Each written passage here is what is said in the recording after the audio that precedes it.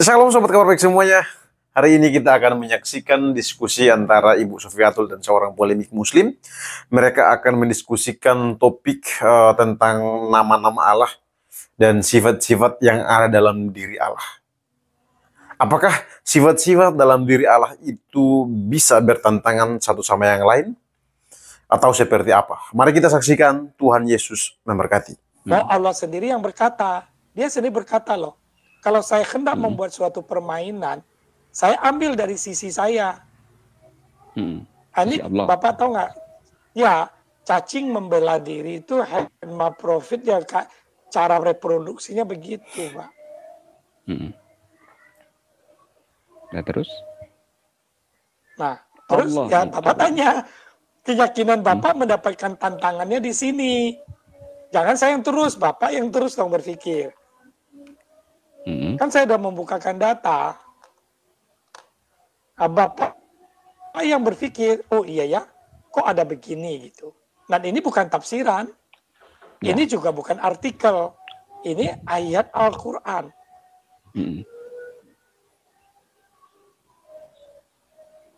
Ayat Al-Quran itu kan 6.600 ayat. Jadi untuk menjelaskan yang lain itu dijelaskan dengan hadis-hadis, ya tentang seperti tadi disebutkan tanda-tanda kenabian Nabi Muhammad. Itu ada pendeta namanya Bukhairah. Sebentar, kata kami Pak. Sebentar Bung. Sebentar aja saya minta waktunya. Maaf saya menyela ya. Mari kita hitung begini Bang. Kita pakai kalkulator ya. Mari. Kata kami, Bapak tahu nggak muncul berapa kali dalam Al-Quran? Kami yang merujuk kepada Allah ya. Nah, kalau tidak salah 1411 kali. Ya. Nah, ayat Al-Quran ada berapa ribu, Pak? 6.666. Oh, itu masih perdebatan ya. Oke. Ya, anggaplah karena ada ayat yang diulang-ulang. Ada ayat yang diulang-ulang. 6.666. Wah, angka 666 nih, Pak. Oke. Iya, keluar ya. Kita hitung persentasinya, Pak ya. Dari 1.400 kata kami muncul dibagi dengan ayat Al-Quran. Kita kali, Pak. Kali 100%. Dapatnya 21,1%, Pak. Berarti artinya setiap 5 ayat Al-Quran muncul satu kata kami. Benar nggak, Pak? Karena sudah 21%. Ya. Nah, bila mana demikian, maka memberikan kita lagi gambaran bahwa Tauhid Esa 1 itu mendapatkan tentangan ini atau tantangan ini, Pak. Ya. Karena munculnya kata kami itu begitu banyak, Pak. Kami itu berapa?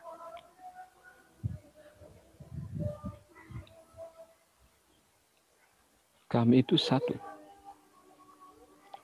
Silakan teman-teman yang lain lanjut ya. Silakan. Dia bilang kami itu satu dan silakan. Nanti saya Wahdaniyah bahasa Arabnya itu wahdaniyah. Abdurrahman Wahid. Ya, silakan teman-teman lain. Satu maksudnya kami putra dan putri bangsa Indonesia, begitu ya, Pak ya? Satu itu kalau atom itu masih bisa dibagi-bagi, ya. Proton, neutron. Bukan. Kalau satu nggak bisa dibagi, maksudnya itu nggak bisa dibagi lagi. Saya tanya. Allah Bapa itu satu apa, Pak? Apa bedanya Allah Bapa yang satu dengan satu buah batu ulekan di depan saya ini? Kalau Allah Bapa itu Raja Yunani tahun 800 Masehi, lalu katanya reinkarnasi jadi Nabi Isa, itu anaknya. Jadi dua jadinya. Jangan ngomong ke iman Kristen, nanti saya jelaskan iman Kristen. Bapak jelaskan saja iman Bapak. Apa Iya. bedanya Allah Bapak yang satu dengan batu ulekan? Ini saya juga satu di depan saya. Bedanya apa? Beda. Batu apa? Ulekan apa? Iya, Allah satu dengan batu yang satu bedanya apa, Pak? Sama-sama tidak beranak dan tidak diberanakkan, sama-sama tidak bisa makan. Tapi batu itu bisa dipecah jadi banyak dia. Kepruk aja pakai palu, pecah dia. Mana? Jangan, Bapak harus bisa menjelaskan sama saya. Allah satu, batu di depan saya juga satu. Jangan bilang dipecah. Loh ya makanya. Kalau Allah itu dipecah, dibagi-bagi nggak bisa gitu loh. Kok bisa, Pak? Kalau batu barang-barang apapun satu. Allah mau aja bisa dipecah menjadi 20 sifat kok. Ya enggak? 20 sifat. Allah saja bisa dipecah menjadi 99 nama. Ya itu kan sifat-sifat atau ciri-ciri. Yang Rahman, Rahim, Malik. Saya tanya, Allahmu itu 99 nama itu bisa bertentangan enggak? Ya tidak. Jadi tidak yang Allahmu yang mana? Yang mana? Sebentar, Allahmu mempunyai nama satu Al-Hadi, jalan, tapi juga Al-Adul, yaitu Maha Penyesat. Kok bisa, Pak? Al-Adlu. Adul di mana? Al-Adul itu. Al-Adlu, adli. Adil. Ya, Al-Adli, sorry. Al-Adli. Al-Adli itu adil. Artinya Maha Penyesat. Al-Adli kok. Maha menyesatkan. Nyesat yang mana? Nggak ada. Bapak nggak tahu. Nggak ada, mana? Allah 99. itu mempunyai. Ya, kamu nggak lihat Kiai NU, Pak? Bapak kenal Kiai NU? Said Siapa? Agil Siraj. Kenal nggak Kiai Said Agil Siraj? Kenal. Iya, dia mengatakan nama Allah selain Maha memberi petunjuk juga Maha menyesatkan. Bapak tahu nggak itu? Nggak pernah dengar saya itu. Ya dengerin dulu, Pak. Tidak ada kata Maha menyesatkan. Maha memberi petunjuk. Memang Al-Hadi, salah satu Allahmu itu Maha menyesatkan namanya. Memberi petunjuk lewat cara-caranya sendiri. Nama Allahmu yang ke-100 Khairul Makirin bukan? Tidak ada 99 kok 100. Nama-nama Allah itu lebih dari 100, cuma ya disebutkan cuma cukup 99 saja. Kenapa nama Allah yang ke-100 tidak pernah dibahas, Pak? Ya karena Allah itu tidak punya nama. Tidak punya nama. Enggak punya nama. Tidak punya sifat, tidak punya warna, tidak punya. Saya tanya, itu ketika zat. dia berkatakan Allah itu apa? Kenapa? Allah barbar. Allah itu ketika zat. dia mengatakan Allah, akulah Allah itu bukan nama diri. Allah itu bukan proper name. Itu nama pangkat. Misalnya akulah presiden. Presiden bisa Jokowi, bisa SBY, bisa Soeharto. Oh itu pangkat. Pangkat. Ya. Baru dengar ada Allah pangkat. Itu pangkat yang bukan nama ya. Dong. Kalau pangkat yang kedua apa? Bismillah itu artinya kan dengan nama Allah. Nama pangkat, nama jabatan. Oh Allah itu nama pangkat. Nama jabatan. Nah kan Bismillahirrahman. Bismillahirrahmanirrahim. Dengan nama Allah ya. Katnya itu kan Tuhan artinya. Tuhan yang mana, yang pengasih dan Tuhan yang mana? Tuhan yang jahat ya nggak buka, nggak bisa salah.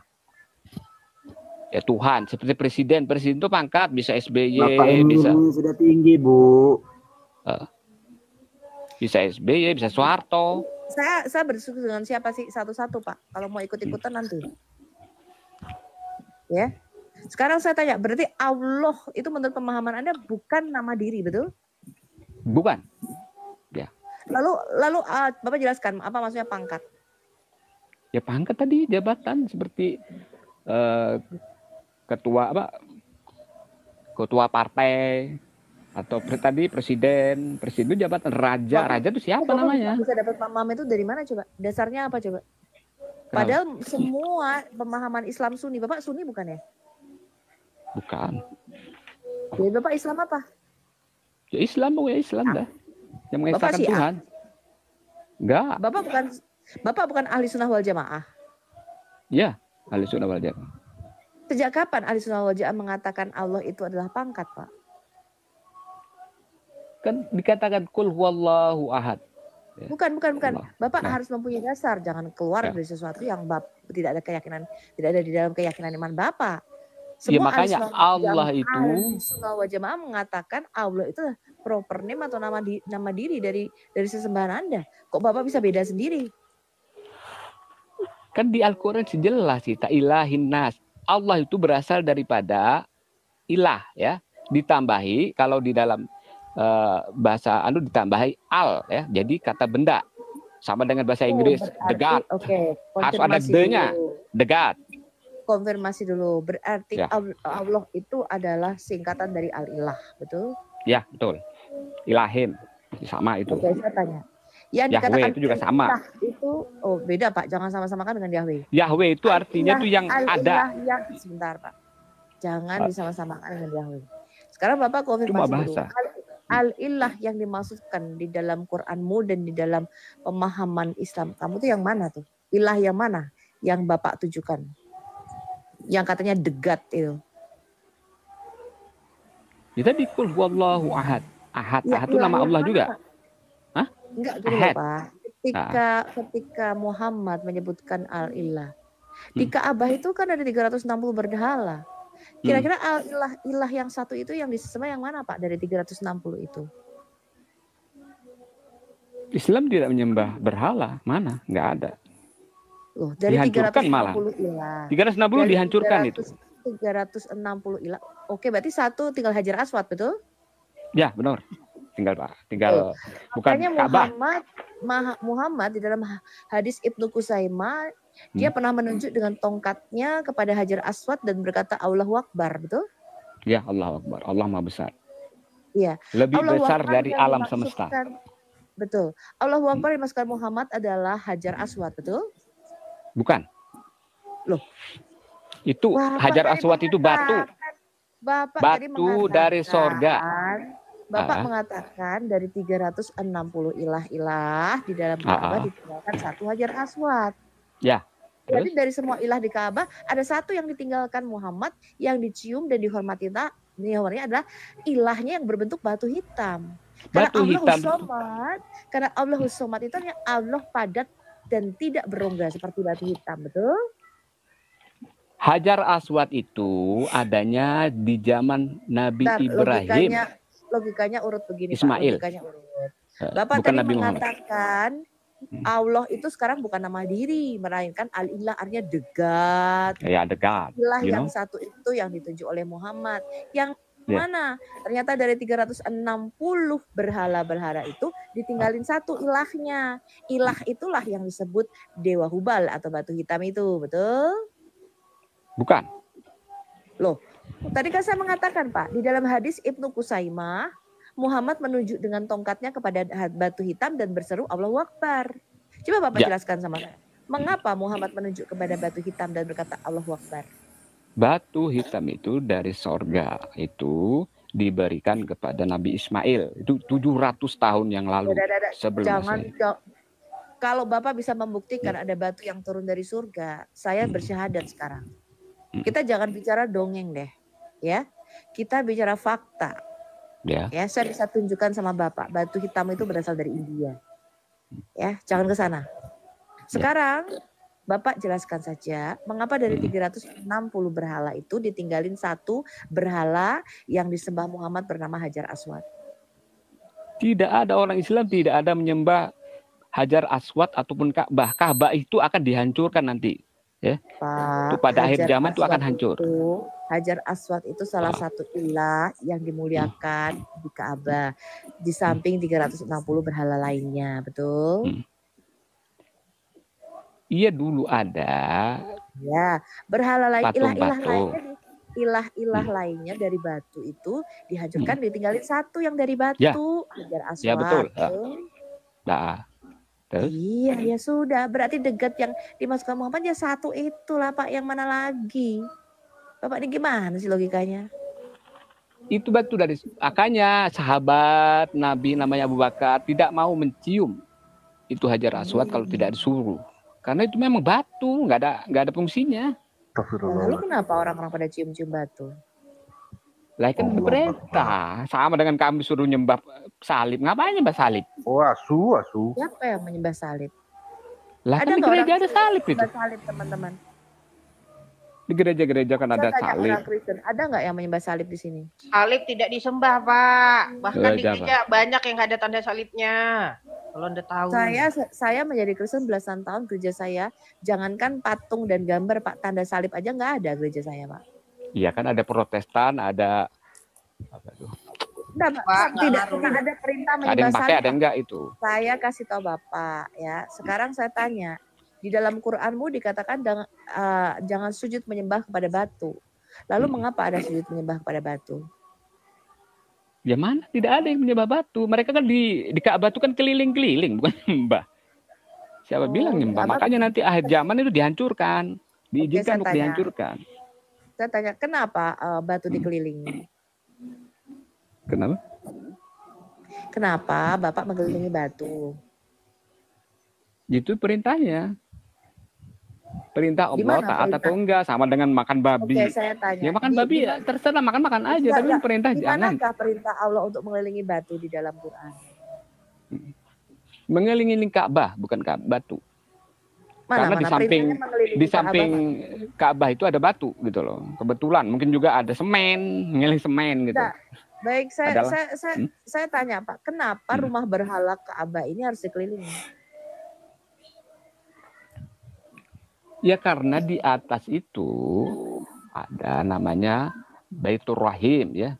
Malaikat juga kalau diluskan ke atas itu ada juga malaikat tawaf. Tawaf itu berputar-putar ya.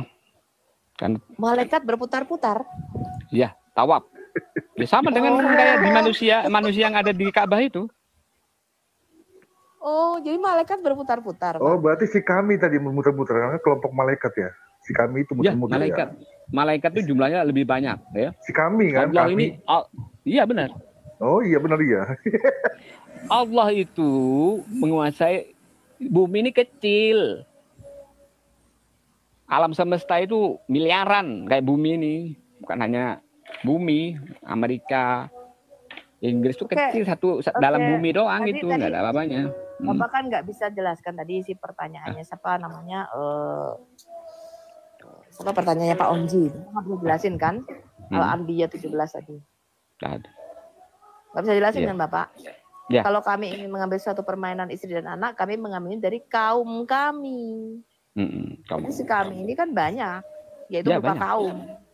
Maksudnya yang melibatkan, yang terlibat itu banyak. Contoh nih, kalau kaumnya saya ini kaum wanita, berarti ada satu apa lebih dari satu kaum wanita? Banyak. Kalau kaumnya Allah siapa aja Pak? Orang-orang yang beriman. Loh, bukan tadi loh. Kan Bapak tahu nggak surat Al-Anbiya ayat 17 tadi yang dibacakan Om Ji? Jikalau kami ingin mengambil istri dan anak untuk bersenang-senang, ya istri loh Pak. Allah itu laki-laki. Ya, Allahmu laki-laki, makanya dia menggunakan kata tidak ada. Allah di dalam Islam itu bukan laki-laki, bukan perempuan, tidak punya bapak, tidak punya ibu, dan tidak punya anak keturunan. Tanya. Lalu bagaimana Allah menggunakan kata ganti dia, huwa laki-laki, dan di dalam surah 21 dia mengatakan bahwa kalau dia ingin mengambil istri dan anak. Begitu juga dengan surah 6 ayat 101 dan surah 72 ayat 3. Bagaimana mungkin dia punya anak sedangkan dia nggak punya istri? Itu bahasa Al-Quran dibilangnya itu Pak. Allah itu bukan laki-laki, bukan perempuan ya. Kalau bukan laki-laki, kenapa dikatakan laki-laki perempuan itu setelah ada Nabi Adam diturunkan ya. Setelah dia makan buah. Kenapa? Saya tanya surah 6 ayat 101 yang mengatakan bagaimana mungkin dia bisa mempunyai anak sedangkan Allah nggak punya istri, dan surah Al-Jin ayat 3 serta surah 21 ayat 17 tadi, dan ada banyak tempat menggunakan kata ganti huwa laki-laki. Tadi kan jikalau kami ingin mengambil istri dan anak untuk bersenang-senang, untuk dinikahi, kami akan mengambilnya dari kaum kami. Kalau Allah bukan laki-laki, kenapa ngambil istri? Apakah dia lesbian, Pak? Tadi Allah punya anak di ayat berapa di Al-Quran itu? Mungkin tahu saya. Saya buka nih. Yang ngarang-ngarang. Coba Bapak buka surah binatang ternak. Al-An'am. Iya, buka. Bapak punya Quran nggak? Ada. Buka. Buka. Ya. 6 ayat 101. 101. Mana ya? Kalau kamu sudah siap nih, gua belum sih. Apa bacanya itu? Nggak tahu Pak, saya kan cuma hafal doang. Coba dibuka. Katanya kami jutaan muslim hafal Quran. Bapak hafal Quran nggak? Tidak hafal saya. Bohong ya klaimnya ya, kami jutaan muslim hafal Quran. Tidak benar itu. Tidak benar. Nggak benar. Iya. Kurang ajar lu muslim. Lalu kalau ngomong, Sofi, kami jutaan muslim di Indonesia hafal Quran. Padahal nggak baca Quran aja belum bisa. Kok hafal ya? Iya, baca Quran aja belum bisa, apalagi hafal. Dia pencipta langit dan bumi. Benar, yang ini. Baca aja terus, Om Ji, monitor Om Ji. Om Ji lagi itu kali. Kemudian dia punya anak, padahal dia tidak. Buka apa, Bang? Gimana? Dia, Allah itu pencipta langit dan bumi. Bagaimana dikatakan dia mempunyai anak, padahal dia tidak mempunyai istri. Coba, dia coba surah jin, Pak. Surah jin, Pak. Surah hantu, ayat 3, coba. Oke, surah jin. Enggak, ini ya. Membahas ini bagus surah ini. Surah binatang ternak. Asal jangan ngarang-ngarang aja. Surah jin. Coba buka surah hantu, Pak. Surah hantu, ayat 3. Oke, surah jin. Surah Casper, Pak. Surah Casper, ayat 3. Ayat 3. Oke, sama ya dengan binatang ternak ayat yang ke 101. Betul. Dan bahwa maha tinggi kebesaran Allah kami. Dia tidak beristri dan tidak beranak. Kan tidak beranak, benar. Tidak punya istri dan tidak punya anak. Iya, yang nggak punya istri laki-laki bukan? Jangan kasih tahu saya loh, Allahmu itu homo. Iya, Allah itu bukan laki-laki, bukan perempuan, bukan homo. Ya, pertanyaan saya, bagaimana Anda jelaskan Allah bukan laki-laki kok bisa punya istri? Dan ini nggak ada tulisannya. Dan bahwasanya maha tinggi kebesaran Allah. Allah itu dia ya, tidak beristri dan juga tidak beranak. Kalau Allahmu bukan laki-laki, mengapa di situ tidak dikatakan dan dia tidak mempunyai suami dan juga tidak mempunyai anak?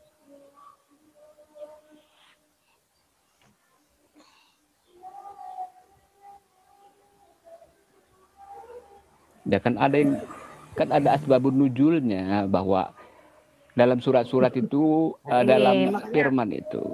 Makanya Bapak ngikuti malaikat sih tawaf muter-muter jadinya begini dah. Ya, ini kebiasaan muter-muter. Jadi kalau jawab juga begini muter. Dulu kan suruh baca tadi Al-Jin. Iya, sekarang jelas, dia Allah mengatakan bahwa dia itu tidak beristri dan juga tidak beranak. Bentar, Pak. Jelas bukan bahwa Allahmu itu laki-laki. Bahkan Muhammad saja membandingkannya dengan Al-Dajjal Al-Masih. Kalau Allahmu itu matanya 2, kalau Al-Dajjal Al-Masih matanya buta sebelah. Iya apa enggak? Iya buta, tapi matanya tetap 2. Matanya tetap 2. Matanya 2 kan? Iya 2. Hah? Allah tidak punya mata, gimana sih? lagi.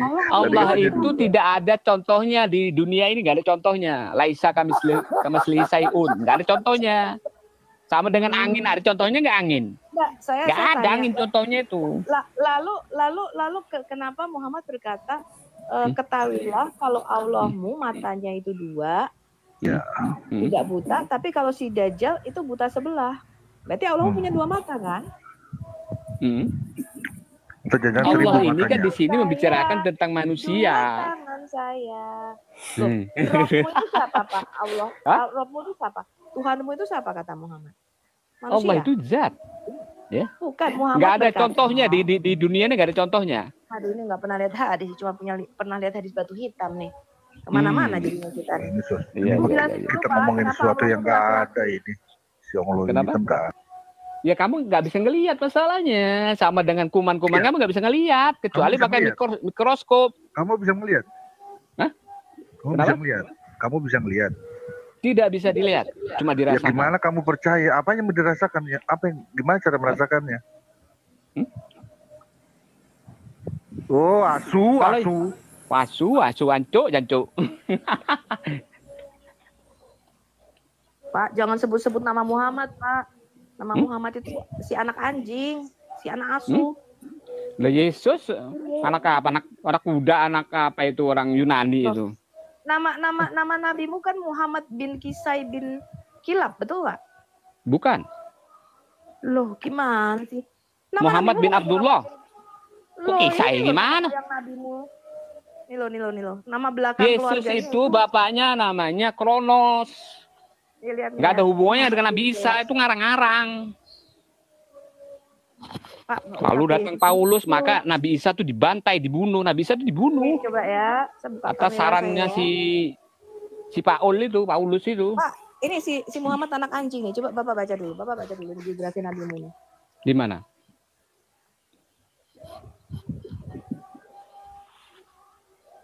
Karena Kristen tuh nyampur-nyampur, ke Yahudi juga nyampur Taurat. Makanya orang Yahudi kan marah, lu kok ngambil kitab gua? Kitab-kitabmu sana dong. Ngarang. Taurat itu kitabnya Yahudi, bukan kitabnya Nasrani. Pak, Bapak nggak usah kesana dulu. Nih. Iya. Ini aja libatnya nih, Pak.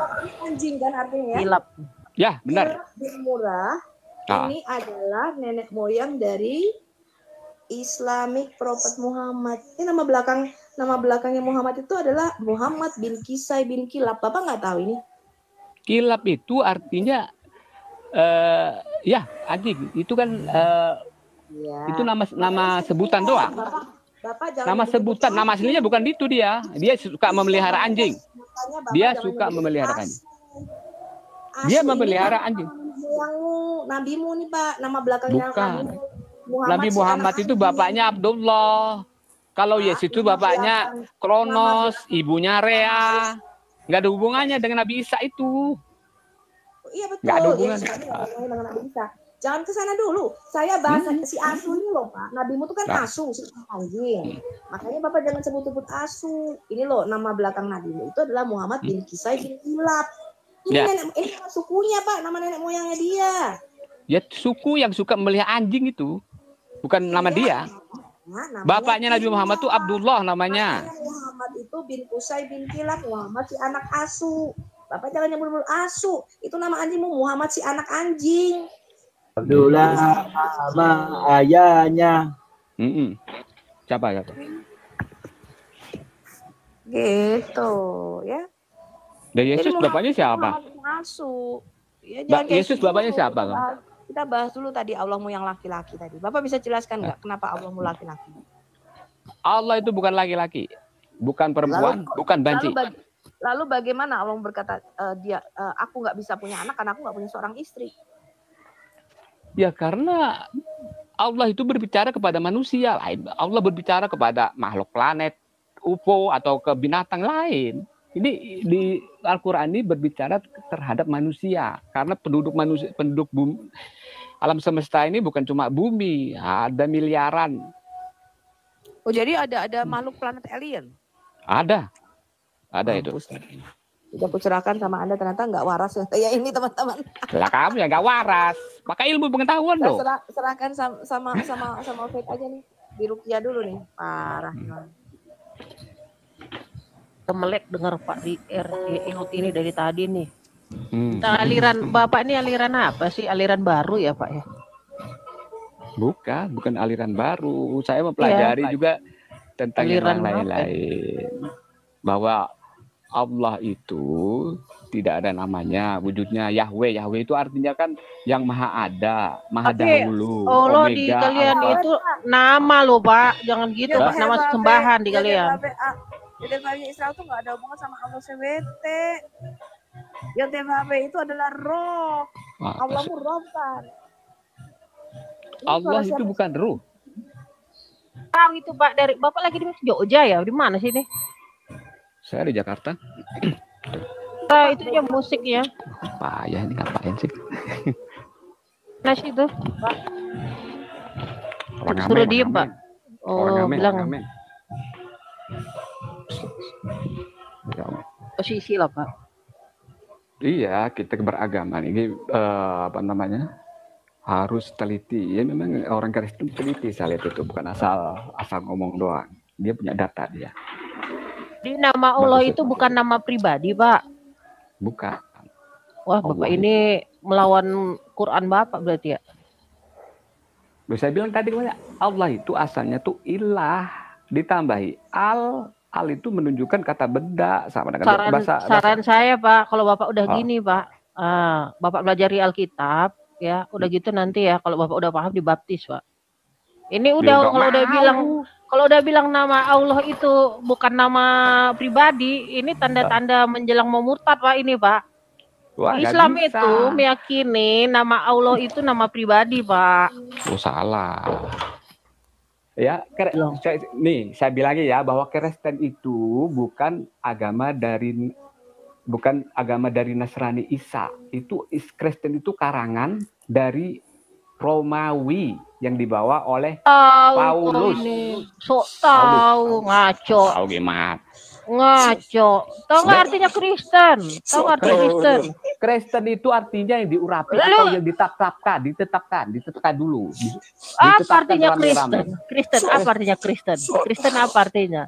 Kristen artinya diurapi atau ditetapkan rame-rame. Kristen artinya apa? Arti Kristen aja kok nggak paham. Berani-beraninya kok bilang apanya Paulus. Apa arti Kristen? Ya tadi diurapi. Ya ampun, begini nih orang bahasa Belanda, bahasa Jerman. Pantas saja kok korslet, Pak. Arti Kristen katanya diurapi, ngaco kau. Kristen diurapin katanya artinya, Bapak. Apa artinya? Pengikut Kristus, pengikut Kristus, Bapak.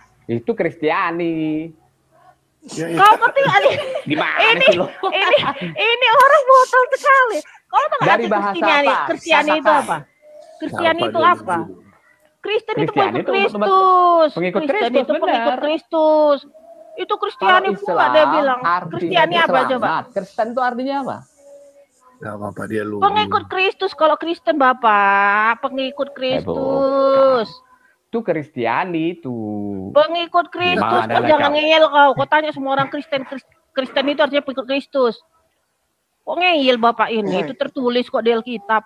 Heran Bapak aku sama Bapak ini. Itu di Alkitab itu di Kisah Para Rasul disebutlah mereka itu kalau dalam bahasa Yunaninya Kristianoi, Kristianos.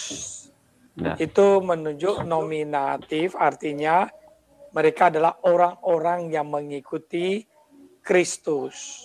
Nah, tapi kalau dalam bahasa Ibraninya Kristen itu disebut Masyiakim. Nah, jadi itulah disebut orang Kristen dalam Ibraninya. Nah, Masyiak itu artinya the anointed one, diurapi. Ya, Hamasyiah. Makanya di dalam arti Yunaninya disebut dengan Kristos. Ya. Nah, jadi kalau sudah bersebut dengan kata oi atau os, itu menunjuk orang-orang. Nah, orang-orang inilah yang mengikuti Kristus, maka disebut Kristianoi atau Kristianos. Ya. Nah, dalam Indonesia disebutlah Kristen, Pak. Nah, arti Kristen itu bukan berarti diurapi, tapi Kristen itu menunjuk orang atau sekumpulan orang atau golongan orang atau kaum yang berikhtiar dengan pengakuan imannya bahwa Yeshua Hamasyiah atau Yesus Kristus adalah Tuhan dan Juru Selamat. Nah, mereka itu dikenal lalu dinamakan sebagai Kristen. Itu Pak. Ya, kalau bicara tentang pengurapan, itu bukan Kristen, itu Kristus atau Masyiah. Begitu. Nah, sekarang saya mau tanya Bapak, apa artinya Islam? Islam itu artinya selamat, ya. Sama dengan Yesus. Yesus itu kan artinya kan pembebas. Oke. Tapi menurut data, Islam itu sebenarnya tunduk atau patuh. tunduk, bisa juga. benar-benar tunduk, betul? Bisa juga. Ya. Nah, kenapa kalian disebut kaum yang harus tunduk? Tunduk dan taat kepada Allah. Disebabnya apa? Sebabnya karena Al-Quran itu berisi ancaman, Pak. Di dalam ayat Al-Quran ada disebut ancaman. Jadi kalau kamu tidak mendengar ancaman itu, dan kamu tidak bertobat, maka kamu dilaknat. Jadi hasil dari ancaman Allah adalah kalian semua. Jadi ketika kalian mengikuti Allah, sebenarnya bukan semata-mata relasinya itu mengasihi. Tapi karena Anda harus takut. Karena ancaman itu, Pak. Nah, makanya bertebaran ayat dalam Al-Quran itu berisi perkataan yang sangat keras, azab maupun laknat. Itu bertebaran, Pak. Nah, jadi kalau kamu misalnya, bahkan jangankan kepada Allah, kamu menyakiti hati Rasul saja, itu azab sudah di depan pintu Anda. Nah, jadi sebenarnya agama Islam, agama Anda itu adalah hasil dari ancaman, Pak. Kalau di Kristen, kami Kristen itu hasil dari anugerah, hasil dari rahmat Tuhan, mengasihi kami. Nah, jadi ini perbedaan, Pak, esensinya. Nah, jadi ketika Bapak menyebut Anda Islam, nah di pikiran saya, oh ini adalah hasil dari tekanan, intimidasi dari Allah. Nah, saya bisa bukakan ayatnya. Atau Bapak mau buka, silakan. Ya, saya tunjukkan dan Bapak membaca. Supaya Bapak juga paham kenapa Bapak di Islam. Apakah hasil kamu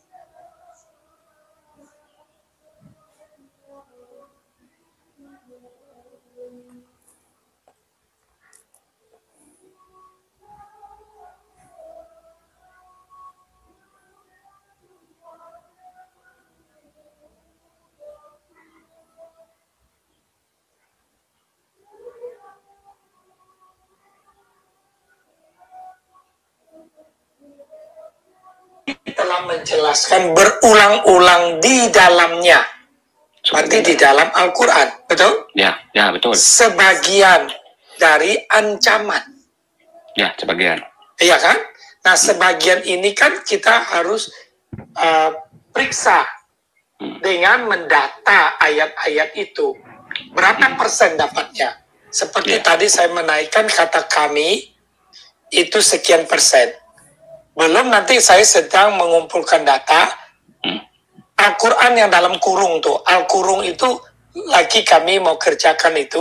Kami mau hitung berapa jumlah kurungan di dalam Al-Quran itu. Nah, sekarang sama.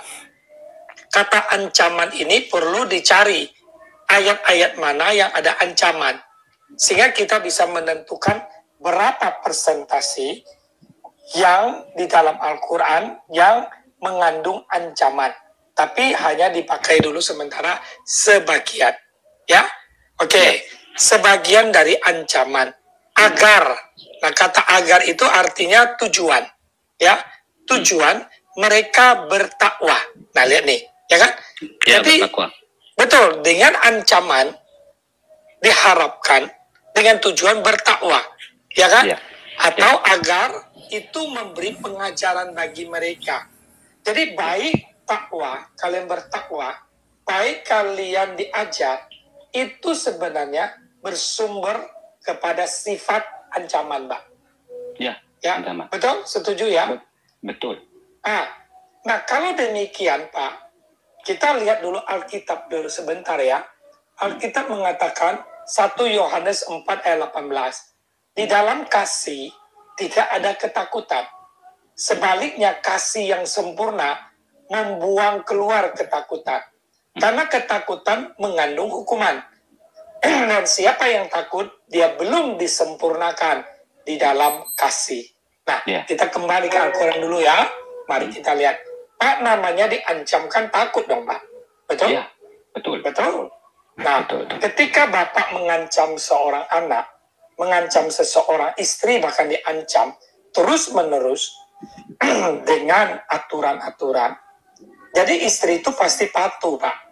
Ya. Tapi patuhnya istri kepada Bapak sebagai suaminya bukan dari hatinya, Pak. Bukan karena dia betul mengikutinya, tapi semata-mata dia takut karena konsekuensi, takut akibatnya, ya kan? Jadi hubungan antara suami istri itu disifati dengan ketakutan, Pak. Satu menakuti, satu yang ditakuti. Nah, di dalam takut, Pak, tentu berbeda dengan mengasihi. Seorang istri, misalnya istri Bapak, dia mengikuti Bapak karena dia mengasihi Bapak, berbeda ketika dia mengikuti Bapak dengan ketakutan. Ya. Ya kan? Nah, kalau kami Kristen, Pak, mengikuti Tuhan kami, bukan karena Tuhan kami ngancam-ngancam, Pak.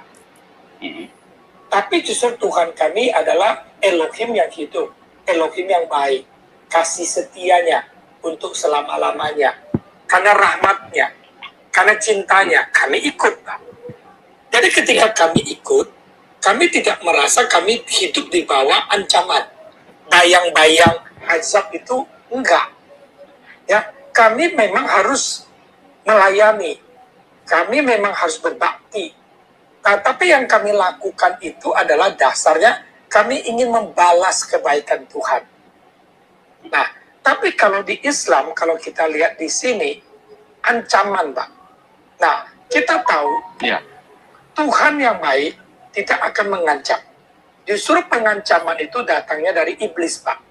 Setan itu selalu begitu, Pak. Mengancam.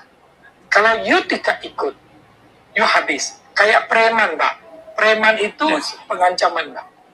Nah, jadi dari keterangan ini, kamu bisa melihat perbedaan Al-Quran dan Alkitab. Alkitab berisi, demikian Elohim mengasihi dunia ini. Dia memberikan putranya yang tunggal, supaya setiap orang percaya kepadanya tidak binasa, melainkan beroleh hidup yang kekal. Ya, kalau anak itu memerdekakan kamu, kamu pun benar-benar merdeka. Itu rahmat, Pak. Itu anugerah. Nah, tapi kalau kita lihat di Al-Quran ini, oke, kami harus mengakui, memang kalian adalah umat yang sangat bertakwa. Ya kan? Sholat dan sebagainya. Tapi itu memang hasil dari ancaman, Pak.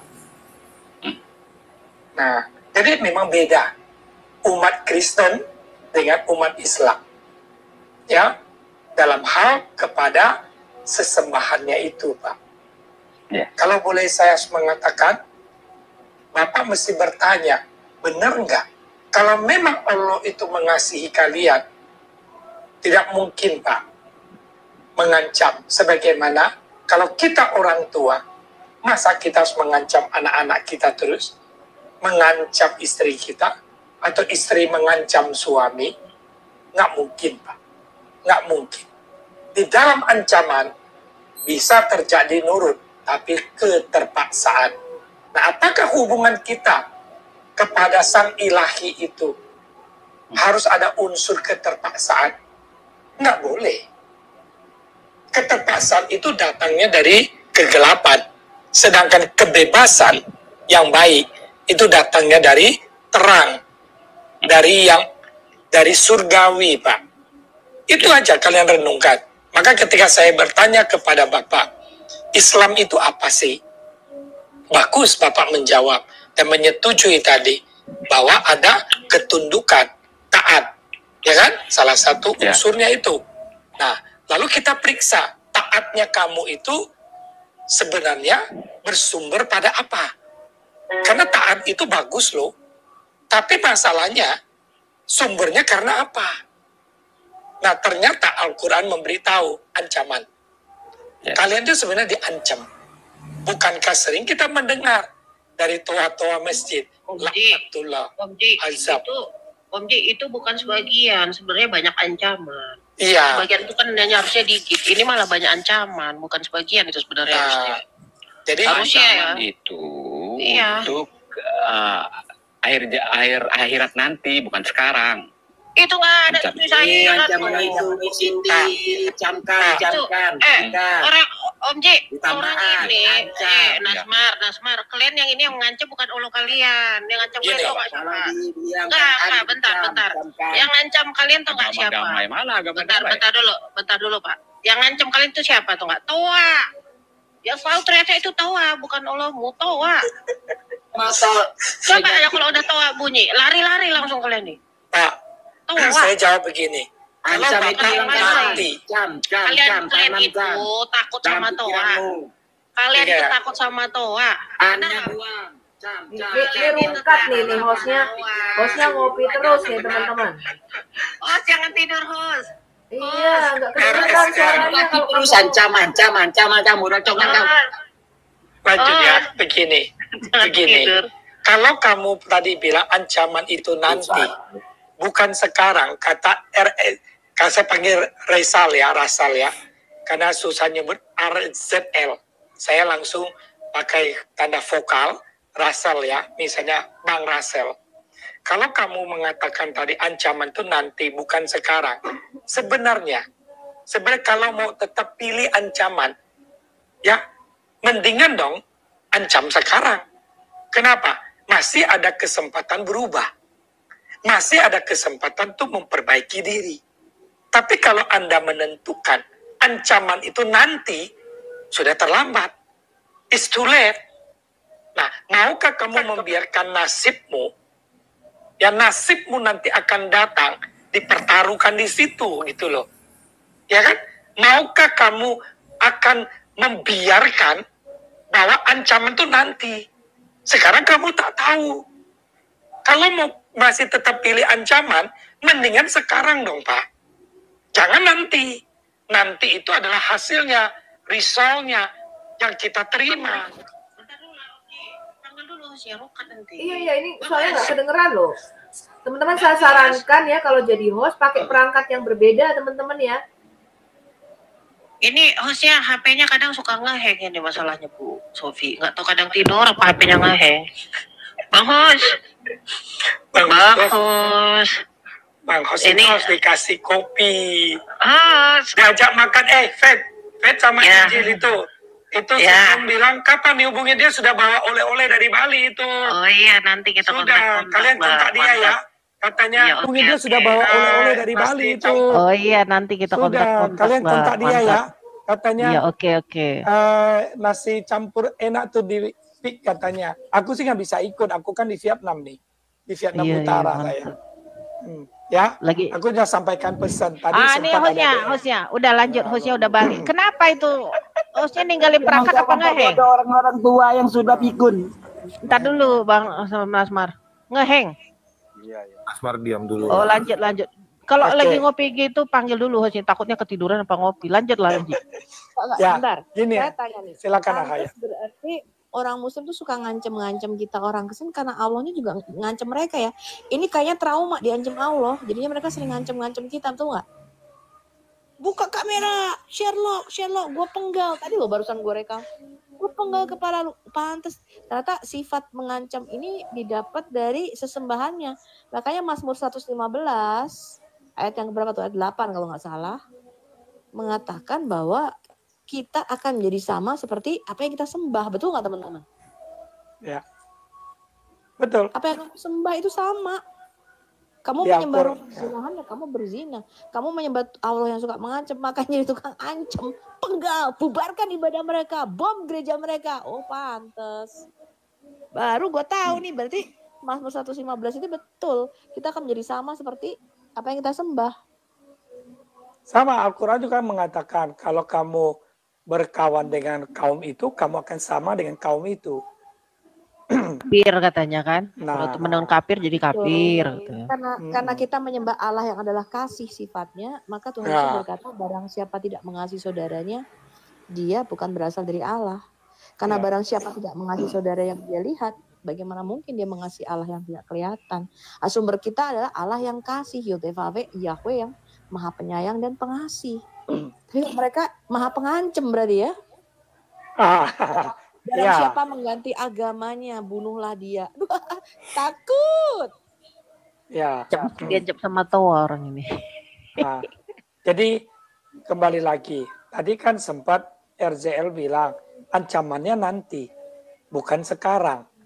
Nah, wajarnya, baiknya adalah sekarang dong. Kalau nanti sudah taisila, istilah bahasa Mandarinnya, kalau di Inggris kan artinya is too late. Sudah terlambat. Enggak gini Om Ji. Kalau nanti itu namanya risal.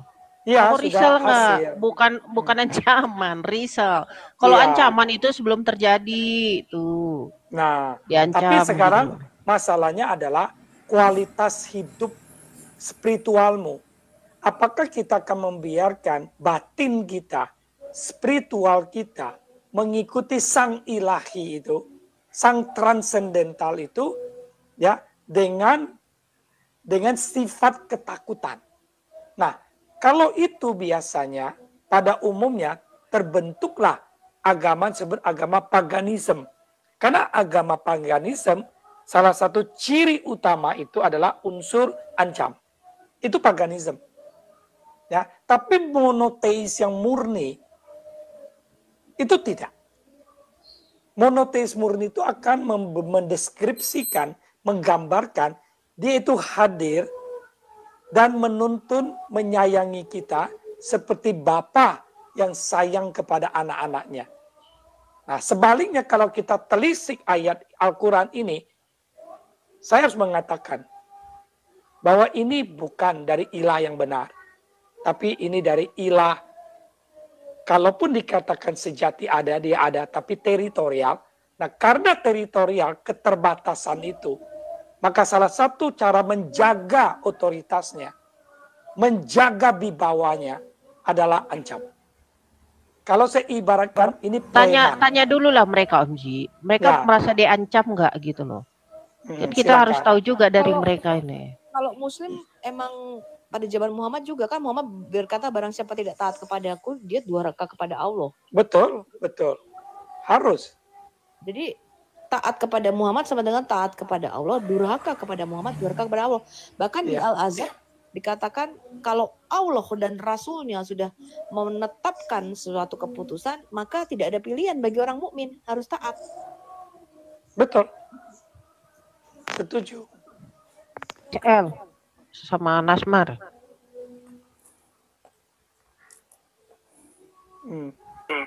Nasmar. Bagaimana? Jangan diam aja kalian, nanti kalian bental. Apa tuh? Ya, tuh, 19. Kamu jawab dulu. Kok dengerain? Saya dengar suaramu. Kalau kau nggak dengar ini yang di bawah antri yang mau naik ini temanmu, saudaramu Islam, mau jawab. 2 meter, 3 meter tahu saya suara pahit. Kau udah hafal. Coba dulu. Jawablah dulu, jangan tidur. Coba dijawab ini Pak. Mengapa kata Islam itu artinya tunduk, dan tunduk karena diancam sama Allah nih. Bahkan Allah mengancam surah An-Nisa ayat 47, barang siapa tidak percaya kepada Quran, kepalanya dipelintir ke belakang jadi monyet dan babi. Kok kepala kita nggak dipelintir ke belakang ya? Udah nantang-nantang Allah loh padahal. Sampai sekarang 6 tahun masih lurus-lurus aja nih kepalaku. Itu cerita suku yang jadi monyet itu noh.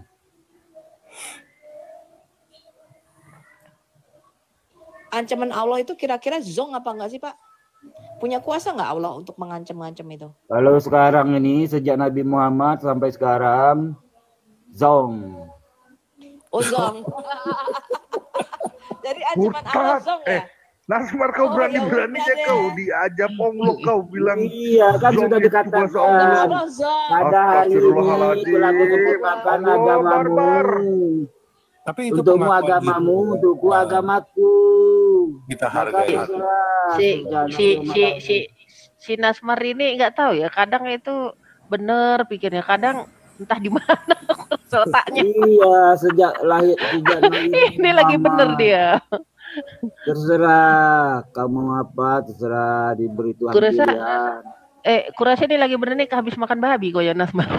Tetapi yang penting peringatan Allah sudah diutarakan. Sejak Nabi Muhammad tidak ada lagi namanya langsung pembalasan di dunia, tidak ada lagi.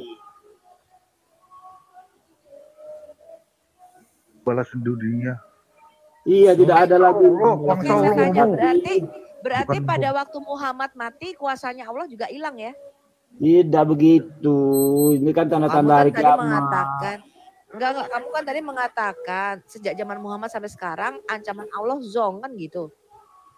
Dalam arti kata apa zong tadi saya utarakan. Aduh, kau jilat lagi ludahmu. Kalau sebelum Nabi Muhammad, kalau nabinya berdoa langsung turun azab. Tetapi setelah pada zaman Muhammad langsung turun azab. Tidak, kalau setelah Nabi Muhammad, setelah zaman Nabi Muhammad. Pada zaman Muhammad. Iya. Emang pernah Allah menurunkan azab? Tidak langsung, sejak Nabi Muhammad ada. Diberi waktu. Sejak zaman Nabimu juga zong. Oh, enggak ada juga ya? Dalam arti zong itu sudah Allah beritahukan ini loh yang benar, tetapi sejak Nabi Muhammad ada tidak langsung diberi azab. Tidak berlaku lagi itu. Tapi kenapa pada zaman nabi-nabi yang lain langsung kena Pak ancamannya? Iya, itulah bedanya. Itu namanya Islam rahmatan lil alamin. Oke, berarti Tuhannya di dalam Alkitab saya punya kuasa dong, betul nggak? Gak tahu lah. Oke. Tahu lap. Muter-muter ke atas dulu Ya. Kita periksa ya. Mari kita periksa kata azab itu berapa banyak. Bisa nggak ya? Lari satu. Ya, kita lihat ancaman. Mari kita lihat ya. Kata azab. Nasmar kamu lihat ya. Azab itu, mari kita lihat ya. Azab itu berapa banyak muncul. Kita harus buktikan loh ya. Surat Al-Baqarah itu aja ada 14 ayat. Azab. Semuanya azab. Azab yang berat, azab yang pedih. Ya, azab yang paling berat. Azab yang menghinakan. Azab. Jadi azab yang pedih. Kita lihat langsung, ini 14 ayat. Lalu Ali Imran ditemukan 15 ayat. An-Nisa ditemukan 10 ayat. Al-Maidah 8 ayat. Al-An'am ditemukan 11 ayat. Al-Araf ditemukan 7 ayat. At-Taubah ditemukan 11 ayat. Yunus ditemukan 9 ayat. Hud ditemukan 13 ayat. Al-Rad ditemukan 1 ayat. Dalam surat Ibrahim ditemukan 3 ayat. Al-Hijr 2 ayat. Al-Nahl 9 ayat. Al-Isra 2 ayat. Al-Kahf 2 ayat. Surat Maryam 3 ayat. Begitu banyak, saya capek ini. Ya kan? Berarti betul Al-Quran itu penuh dengan azab. Artinya ancaman. Kamu lihat nih. Ini. Kalau mau dijumlahkan begitu banyak. Kata azab. Nah, jadi azab ini boleh saya katakan datang dari iblis. Kalau sekian banyak seperti ini. Nah, sekarang kita coba cari kata laknat. Laknat. Belum kata bunuh ya. Laknat. Laknatullah. Atau laknat aja. Laknat. Kita cari. Nah, surah Al-Baqarah ada 5. Melaknat. Allah melaknat ya. Kita lihat ada 5 ayat. Ali Imran 2 ayat. An-Nisa 5 ayat. Al-Maidah 4 ayat. Al-Araf 2 ayat. At-Taubah 2 ayat. Hud 3 ayat.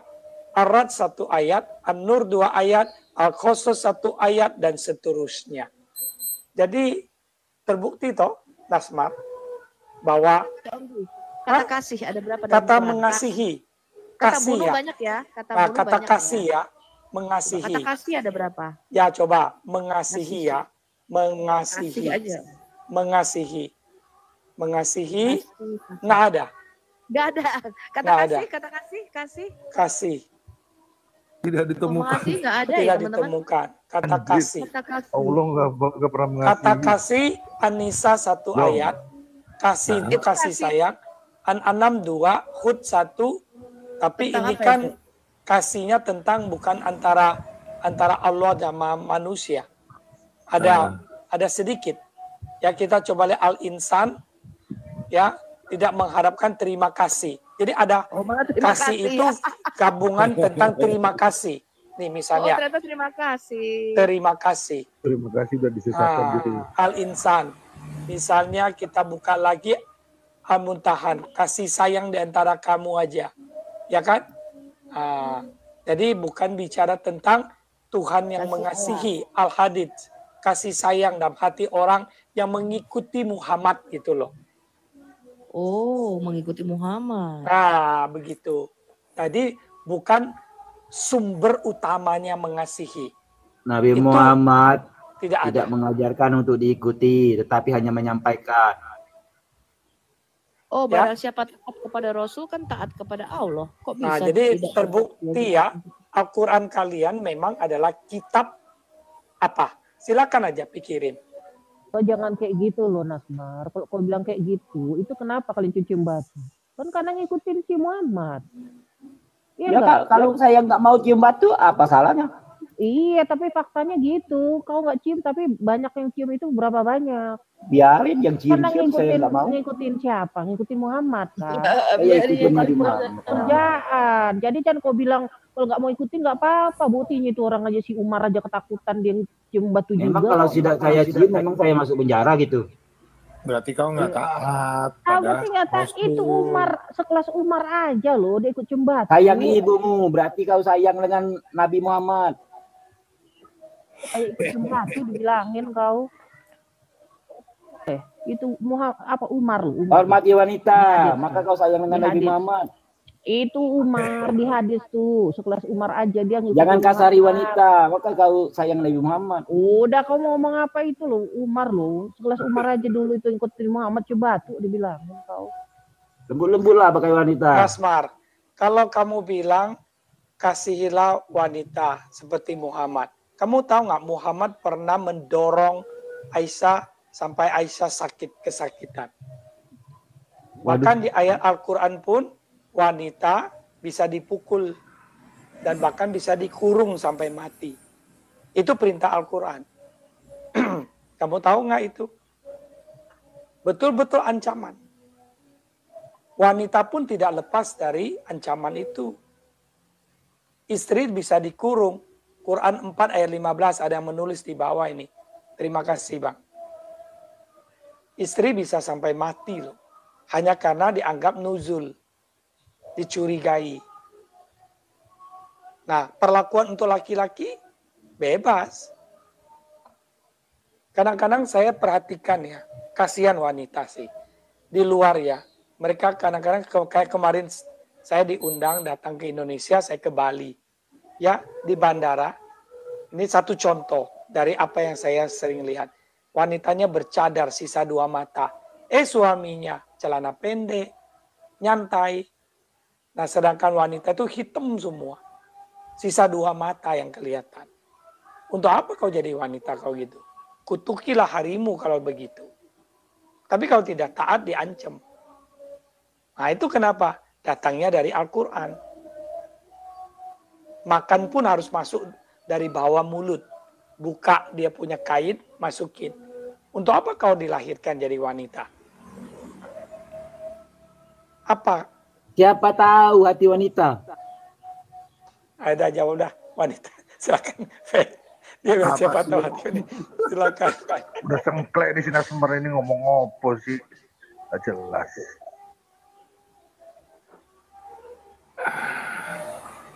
Nah, jadi bagaimana?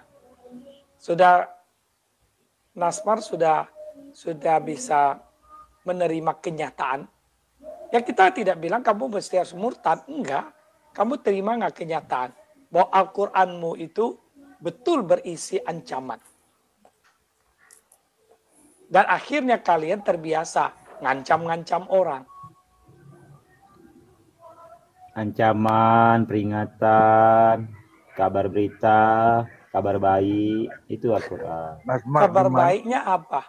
Di mana Muhammad mengajarkan menghargai wanita, Nasmar? Di mana? Ngajari wanita. Di hadis. Kabar baiknya Al-Quran itu buat siapa? Kabar baik Al-Quran itu cuma buat Muhammad. Bukan. Ya kan, jangan ganggu Muhammad, jangan sakiti Muhammad, jaga perasaan Muhammad. Iya, di mana Muhammad menghargai wanita? Coba ada gak hadisnya? Menghargai wanita, buka Google lagi saya. Oh, itu surah dah. Mau buka Google ke, buka celana ke, bodo amat. Kamu tunjukin coba. Kamu kan bilang. Hormati ibumu sampai 3 kali kata Nabi. Hah? Di mana? Sampai mati 3 kali ibunya. Maksudnya hormati sampai 3 kali doang. Sampai 3 kali. Hormati Bang Dora. Hormati mama 3 kali doang. Bisa mati 3 kali ibunya. Aduh, kaget saya. Ini makhluk apa 3 kali hidup mati? Yes. Ada hadisnya itu? Ada. Ada Nasmar. Ada. Tentang hadis kedudukan ibu dalam Islam. Disebut 3 kali. Di mana? Di mana ya coba?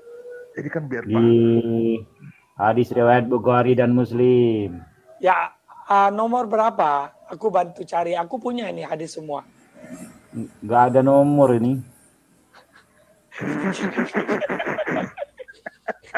Kalau kamu disuruh pergi satu kota, ya kan, carilah orang ini. Pokoknya cari di gedung. Lu sampai tua jadi bangkai pun nggak ketemu, Bang. Jangan-jangan ceramahan orang Kamu harus tahu jalannya jalan apa? Jalan Sudirman. Gedungnya gedung apa? Jangan bilang, mau nggak tahu, cari aja di antara gedung sama gedung. Lihat yang baik-baik, Mar. Lihat yang benar. Masa nggak ada nomor? Nomor berapa? Saya ada nih. Coba saya bantu kamu cari nih. Tentang hormati ibumu. Ada. Kalau ada tuh boleh itu. Keren itu kalau ada. Ya, ini saya siapkan ini hadisnya ini. Ya. Ayo Nasmar, kamu bisa. Ayo bantu nih, Muhammad. Macam-macam nih. Ada 9 nih. Siap nih. Silakan kau ngomong. Yang mana? Seseorang datang kepada Rasulullah. Terus? Hadis riwayat Bukhari dan Muslim. Nomornya nggak ada sih. Nggak ada nomor ini, saya buka Google. Berarti itu perkataan Juma itu. Tapi kita lihat ya satu kisah, mau nggak, Muhammad bagaimana cara dia memperlakukan seorang wanita yang dia temui. Mau nggak? Coba. Kita lihat ya. Kita lihat ya. Kita lihat. Ini tanda-tanda bagus pokoknya. Baik kayaknya ya. Lanjut. Lu ngeledek gua nih. Baik teman-teman semuanya, kita sudah menyaksikannya bersama-sama dan saya persilahkan kepada rekan-rekan semuanya yang mau berkomentar. Dan saya menghimbau kepada kita semua agar berkomentar dengan baik, dengan sopan, dan hindari untuk saling mencaci maki satu sama yang lain. Dilarang itu ya teman-teman. Dan jangan sampai menghujat keyakinan-keyakinan tertentu. Begitu teman-teman. Sekian yang dapat saya sampaikan. Tuhan Yesus memberkati.